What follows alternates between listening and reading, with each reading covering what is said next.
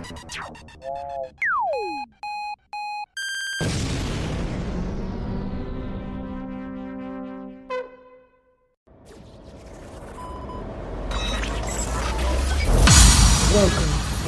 Bienvenido.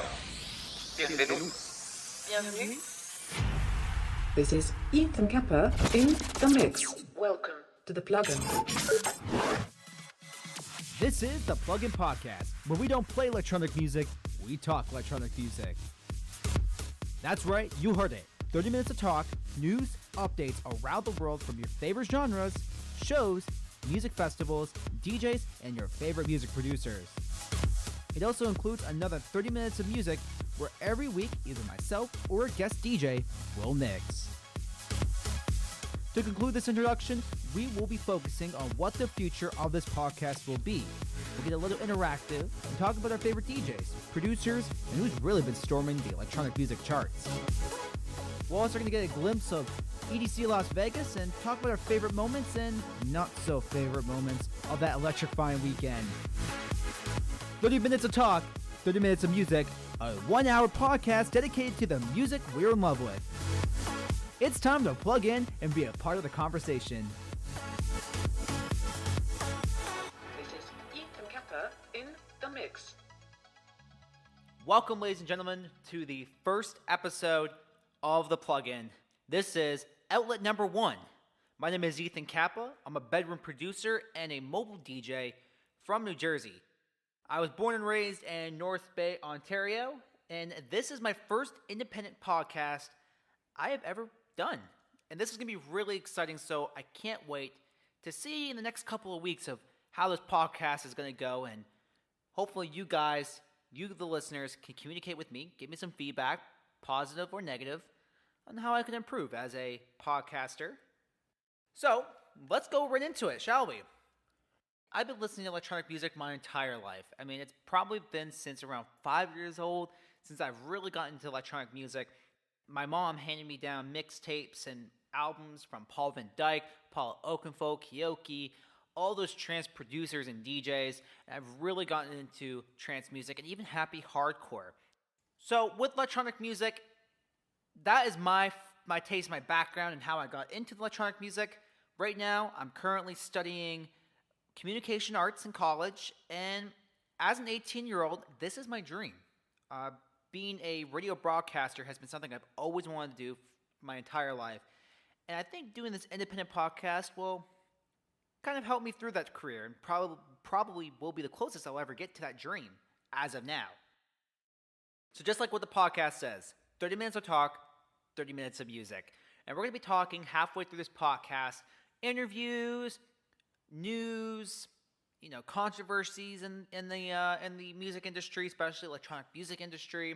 Some of our favorite producers. We're going to do a little segment called Producer of the Week, where I will share you my favorite producer in the middle of this podcast. And this is going to be a great podcast because, like I said, this will allow me to reach out to you guys, and you guys will be able to reach out to me, and we'll share. We're going to learn, and that's the beauty of electronic music, is that you're always learning as an electronic music producer, and that's very important. And that learning is one of the key components of being a great artist. You're always learning, no matter who you are. You can be Carl Cox, Tiesto, Zed, Matzo, anybody. So speaking of Matzo and Carl Cox, one of the names that I named off there, let's go on to my favorite producers. So my favorite producer is Porter Robinson as of now. He's been my favorite producer ever since Spitfire EP came out, which was the first release on Skrillex's Alsa record label. It's fascinating to see how far he's grown. I mean, he's come from a Spitfire EP to World's debut album with all this amazing creativity. I want to take a little bit of time talking about Porter Robinson, why he's my favorite producer. I really got into Say My Name. I think that was the first single I heard from Porter Robinson that really got me into him. And then Unison was another amazing single and part of the Spitfire album that I was obsessed with. And the EP did great. I think he really carried on to Language, which was a single that Porter Robinson did, and it crashed. You know, you always hear that story all the time, especially with Easy, that it crashed Beatport charts and stuff, and it crashed down the entire Beatport site. And that's how good Language did. And Language is an incredible single. And I think this was the main transition between Spitfire and World. You put that together, you get Language. A great progressive house track, and an amazing single from Porter Robinson. But it wasn't until Easy, the collaboration with Matzo, they did a release on Ministry of Sound, where they also crashed Beatport site. It was when Matzo and Porter Robinson really opened up the doors of their creativity. I think this was the beginning of Porter Robinson's kawaii Japanese style visuals, and definitely his sound. This was amazing because Easy, which still is one of my favorite singles from Porter Robinson, hands down, still one of my favorite singles. An amazing, incredible single that really opened the doors of creativity for Porter Robinson.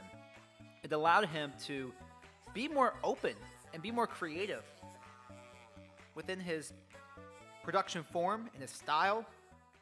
Porter Robinson really grew from Easy, and when he debuted Worlds, when he debuted Sad Machine and Lionheart, it was that Porter Robinson style that we were looking for. And they also inspired producers like Kid, Elenium, and many other producers too. They really got inspired with that sound that Porter Robinson was producing, his type of form. Matzo's another amazing producer, incredible, especially from Ajuna Beats, and we're going to be talking a lot about Ajuna Beats throughout this podcast, I'll tell you that for sure. And Matzo is incredible because he's so experimental. He really explores the boundaries. He goes past the boundaries of electronic music. That's really important as a producer. He's not contested into his own subgenre. He explores, and he's taking risk. Risk is a great word to become a better producer. Explore the boundaries, outside the boundaries, and really pop out of those edges that Matzo does. And Matzo, he goes from all different kind of stuff, from future house, future bass, drum and bass, progressive trance, progressive house. He goes all over the place, and it's awesome. And I mean it when I say this. Every time I see a release on Matzo's channel, it's literally like Christmas, because it's a gift that you don't know what's inside unless you unwrap that by listening to the track. And when you really do listen to a Matzo piece, it's incredible. Your ears just melt into his form, and whatever form he has. It's just very unique. It's so unique, and I think that's very important, especially for a producer like Matzo, to carry on those experiences and those inspirations that continue to inspire young producers and veteran producers like myself. Another great one too, because we're already talking about Ajuna Beats here, Above and Beyond. Hands down, Above and Beyond. Whether you like their music or not, Above and Beyond are the type of producers that you just have to respect because they show so much respect for others, and they give everyone so much love. All producers, different styles, all that stuff. It's incredible. Especially their performances. Oh my God, their performances. They are heart-melting. I'll tell you that. They are heart-melting. Very emotional performances. You can check them out on live streams from EDC to Ultra. You have to see it in person. I had an opportunity, a chance to see Above and Beyond live one time at what was called the Susquehanna Bank Center in Camden, New Jersey. My mother got me tickets to see that show, but I was only like 17, 16 years old, around that, and the show was 18 and older. Yeah. You could picture my frustration there. I also had another opportunity to see Above and Beyond almost 10 years ago at the Virgin Free Fest. It's when Virgin Mobile Festival had a free festival to kind of promote the Virgin product, the Virgin label. It took place in Baltimore, Maryland, and Above and Beyond was closing out the dance forest. I didn't realize that they were there.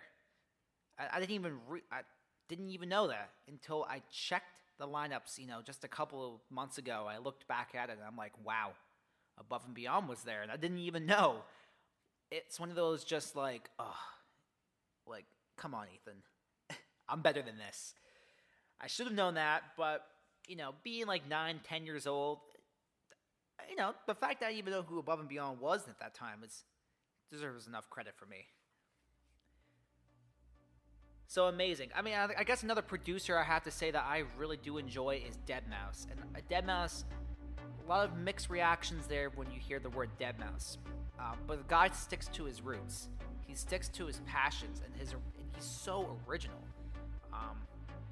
Joel Zimmerman, who's Deadmau5, is a guy that, he gets awarded for his pickiness, for his style of his house genre. And I think we need people like him in the business.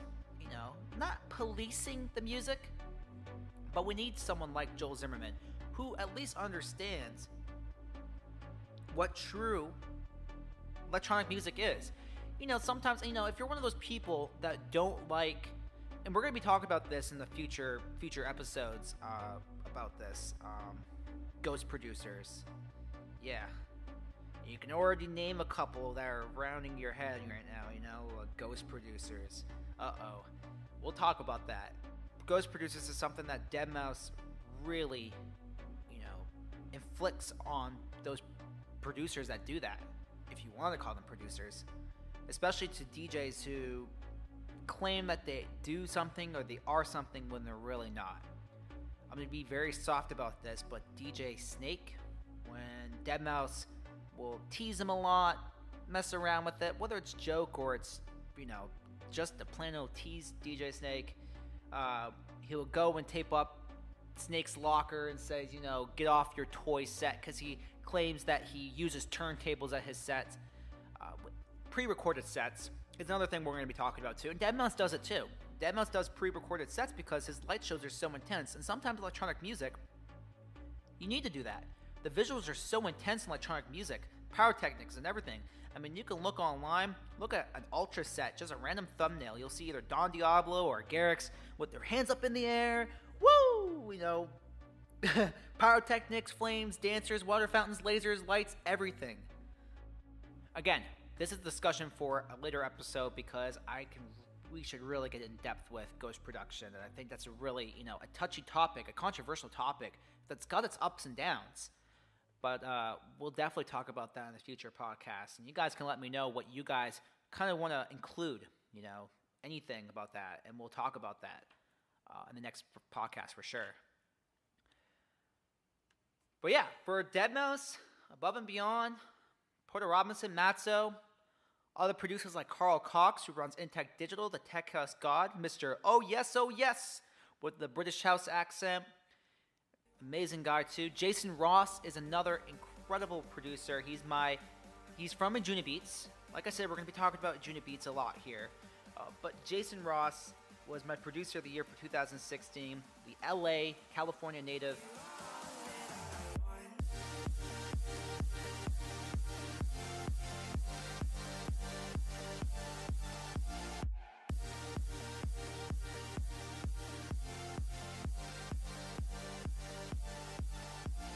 In case you haven't heard of him, maybe you were, listening around Proximity Music or bouncing around the Junior label, or maybe even Nick Cooper, and you might have heard Seven Lions and Jason Ross's single together.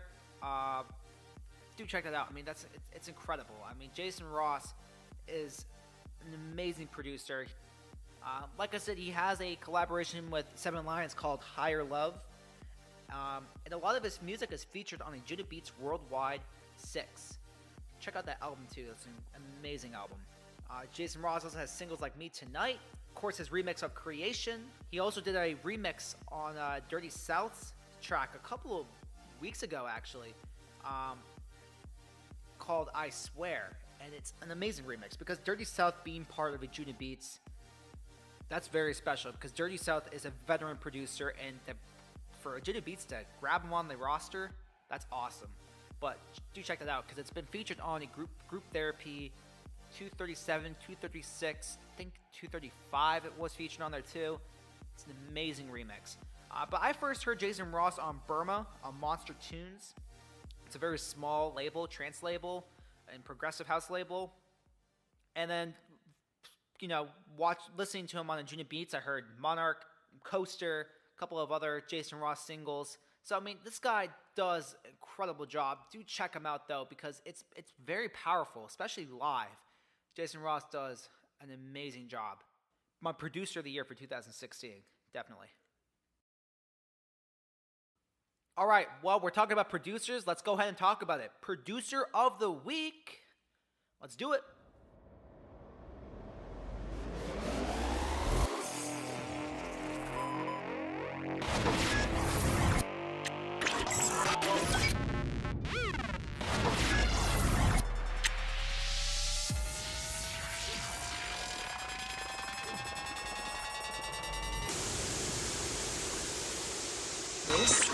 This is the producer of the week. All right, well, producer of the week here is Elon Bluestone from London, England. You know who else is from London, England? Jada Beats label, because that's where he is on. He's on the Jada Beats label, and Elon Bluestone, he's got his new single out called Scars. And let me tell you, it's an incredible single from Elon Bluestone. And he also did the track with Giuseppe Di Luca, who is also featured on Frozen Ground, which is another very well-known now, very upcoming, very bigly single from Elon Bluestone that was released on May 18th. So I'm telling you that this guy really does have the potential here as a veteran producer. He's really digging into this house and trance vibe, and he really puts that together and does amazing things. Do check out tracks from Jada Beats like Malacosta and his collaboration with Andrew Bayer, Destiny. Incredible tunes there. Do check out Elon Bluestone at elonbluestone.com for future releases, tour dates, because he's on a North American tour right now. So if you're in North America, do grab some tickets and get a chance to see Elon Bluestone. You will never regret that. Do check that out, though. More information, like I said, elonbluestone.com. I will link it in the description below. All right, well, now let's get into the news as we start plugging in here for this late conversation. This is about EDC Las Vegas. Now, I know recently a lot of people have been, talking about DJ Khaled, what's been going on with him at EDC. A lot of people have been talking about the lawsuit against EDC, the death that's recently happened from a heat stroke. A lot of people have been talking about that EDC Las Vegas, especially the upcoming EDC Orlando. So there's been a lot of ups and downs with Insomniac this past weekend, and we're going to all cover that right now as we hit in the news. All right, let's go ahead and talk about EDC, because Electric Daisy Carnival has been in the news a lot this weekend.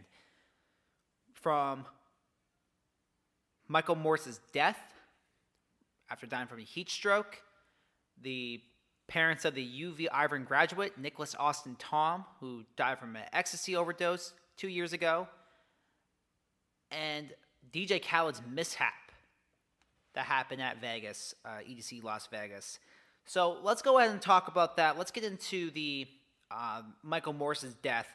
34-year-old Michael Morse unfortunately passed away at the Electric Daisy Carnival on June 17th. Now, he said he was pronounced dead on Saturday morning, and the temperature was super high. 109 degrees. We're talking about in the desert here in Las Vegas. And at least 300 medical calls were handled on the last day of that music festival. So this is not going to be the first time that someone has died at EDC, especially in EDC Las Vegas. We can go from 20-year-old Kenia Kimula from Riverside County, who passed away in 2016. Sasha Rodriguez, who died, a 15-year-old who snuck into EDC and has passed away. Of course, 24-year-old Nicholas Austin Tom, which we're going to talk about, who died from drug-related causes. Seeing this, a death from EDC Las Vegas, you're thinking drug overdose. But no, it was definitely from heat stroke, and that's awful. So Insomniac did point out that there was 164 free water access points during the event. And this is one thing I love about Insomniac and what they do for the festival, because Pascal does an amazing job at EDC Las Vegas. And he does these things where he can put, they put free water, 164 free water access points during the festival. Now, I understand that the festival is very large, especially the motorway in Vegas. It's massive. So when you're really getting your spot for a DJ and you really want that spot, and you've finally been sitting there all day and you're finally getting that opportunity to see him, and you don't have extra bottles of water with you, I can see that. But they did say water was also available for purchase at booths inside the festival, as well as from hawkers, which are people that roam around the area. And, you've ever been to a sports game, they always yell out, like, get your cotton candy here, get your water here. So, seeing that, you can kind of understand that, he was not really paying attention to his health. It's tragic, it's very unsettling to hear that. When you have someone who passed away from a heat stroke, something that can be cured so quickly if you just had extra bottles of water. So unfortunate to hear that, especially at EDC Las Vegas. Very unfortunate. We also have, continuing on about the death stories here, we also have Nicholas Austin Tom, their parents have been in the news recently. He died from the intoxication of NDMA, which is ecstasy, at EDC on June 21st, 2015. And according to Clark County Coroner's Office, the year's event was held at Las Vegas Motor Speedway, and they say that his parents, Terry and Gayline Tom, alleged that the Insomniac Holdings and Live Nation Entertainment, both based in Beverly Hills, were negligent in running the festival by training staff and poorly having inadequate medical resources for the tens of thousands of attendees. So during the festival from EDC, more than 1,400 medical calls were requested on that weekend, and more than 24 people were taken to the hospital. So according to the lawsuit in the news report. And on the third day, during the Las Vegas heat, Tom ingested ecstasy. And about 1:30 a.m., he collapsed on the ground in a seizure. So according to the lawsuit, attendees tried to carry him through the audience and yelled for medical help, but the loud music and packed crowd delayed it. And it took about 30 minutes for Tom to be carried to the medical tent, all while he was unconscious, seizing. And according to the court papers. I mean, Tom's parents allege that the medical tent was empty, and ground crew that arrived had scant medical training. They complained that their son was left on the floor for another half hour, where he died, according to the lawsuit. They said that his parents stated in the suit that the roaming medical teams, organizers, tutored were absent during Tom's seizure, and the staff was either untrained or ill-equipped to handle a medical emergency. But of course, you have to understand that participating in drug behavior like that can have tragic consequences. And of course, EDC, which they have it listed on their site right there, they have a zero tolerance policy for illegal activity, especially for drugs. And they try to educate their fans on the dangers of drug use. Marijuana is legal in Las Vegas and Nevada, but not in EDC, not in EDC grounds. So it's very important that, that's great that they take care of that idea and they make that, very open about that to their fans. That, hey, we got to educate you that this stuff isn't right, that. Of course, people are going to disobey that, going to ignore it. Those are the festival fans that we're going to talk about in a couple of weeks on our episodes about that, how electronic music followers tend to just use it for the drugs and the bad activity, the illegal activity that is kind of harmful to the people and especially to electronic music culture. It's awful to hear that. Very awful to hear that. And of course, there was the DJ Khaled address that happened earlier in after the weekend of EDC, where he was talking about the EDC Las Vegas mishap. And on the final day of EDC Vegas, in case you haven't heard, DJ Khaled took the stage to perform quite the disappointing set. So due to technical difficulties, DJ Khaled's set was cut short, all while being caught on video. So after the event, Pascal Rotella spoke out by saying DJ Khaled arrived on time, which a lot of people were complaining and rumors saying that he was arriving late, but he arrived on time, ready to rock the crowd, but equipment issues delayed the performance. And even though there were technical difficulties, he still got on stage and showed his fans some love. DJ Khaled did take that a bit further when he responded to a Q&A session, and this was on Power 106 FM, when one of the broadcasters asked him what happened, and he said that he was missing his vinyls and turntables, so that ADC just couldn't get the sound right. And so instead of not showing up, DJ Khaled wanted to go on stage and show some fans some love by going out, regardless of what was going on. A lot of people were spreading out rumors saying that, he was trying to, hijack Yellow Claw's set. He was trying to do this. He was arriving late. He's doing all this. Those were all rumors. Don't pay attention to that, guys. It's not true. People are going to say that stuff just to create the drama. Khaled said it's playing it straight. His Snapchat says they're playing straight. That he was sitting in the backstage with Carnage, chilling, relaxing, waiting for his set, waiting for an hour for that stuff to pop up. And of course, unfortunate, set did not turn out to go well as planned, unfortunately. But on the bright side, we do have EDC Orlando. Just to be on the bright side with this event, it's going to be taking place on November 10th and November 11th on 2017. EDC Orlando. Do check it out, guys. If you guys have any predictions, who your producers, the headliners might be, do let us know. And we're going to go ahead and take that little quiz tomorrow. Talk about who might be on EDC Las Vegas. We'll explain that next week. A couple of that stuff. Of course, we're hitting that time. As we just finished up our first half-hour talk. It's been incredible. I think this went out really well. Well, it's been our first half hour together here on the plug-in, and it's time for the mix. Now, we don't have a guest mix. I'm going to let this podcast grow a little bit for a couple of weeks in order for me to get a guest mix. But for now, it will be me, and I'll be sharing you some of the tunes that I love. And we're not going to stick with one subgenre. We're going to be moving and experimenting and trying out different flavors every single week. But of course, this theme's kind of an Adjuna Beats theme.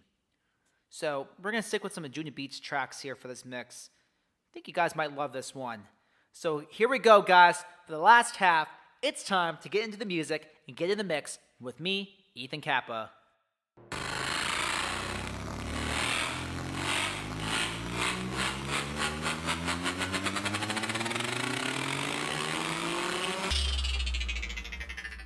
You are now plugging into the guest mix.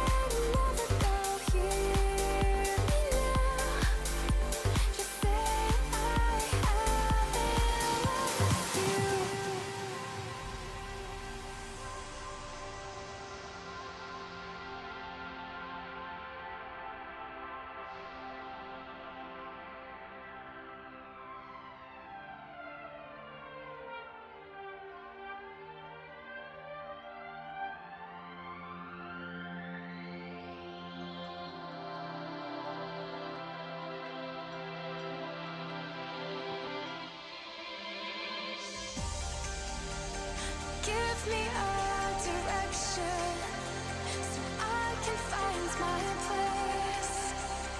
Something to remind me that you still feel the same. Floating in suspension, it's a waiting game. Looking for an answer, an open in the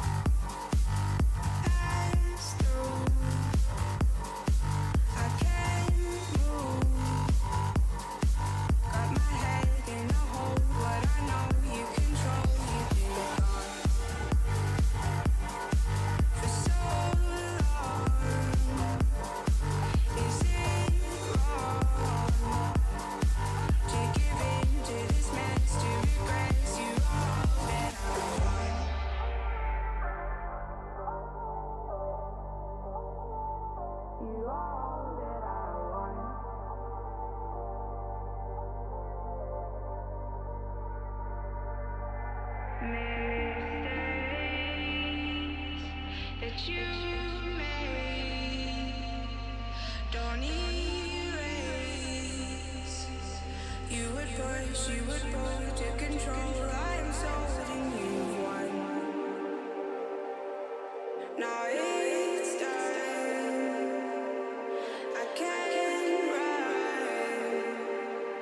You catch up soon enough. It's too much. You are when the lights go out for miles around. If I close my eyes and lead in the crowd, I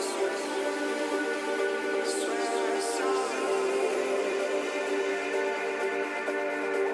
And the keys all move to the pretty sounds, but inside my heart's lying on the ground. I swear I've got you.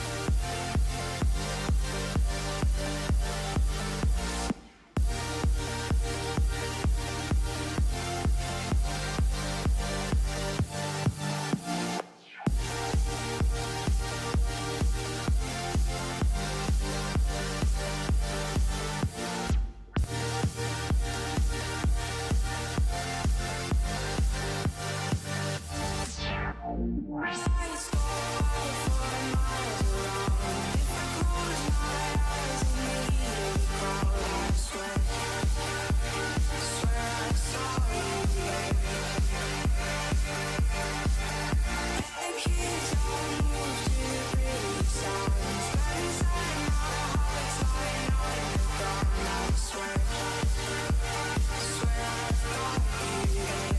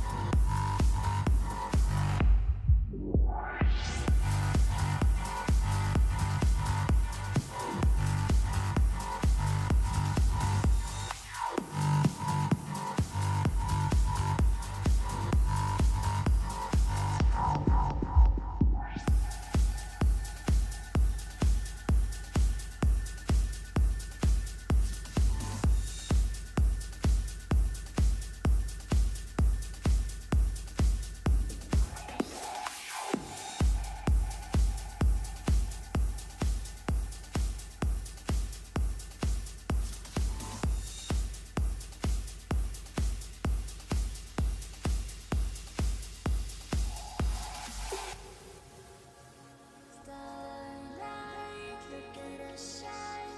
Could you be mine? Could you be mine?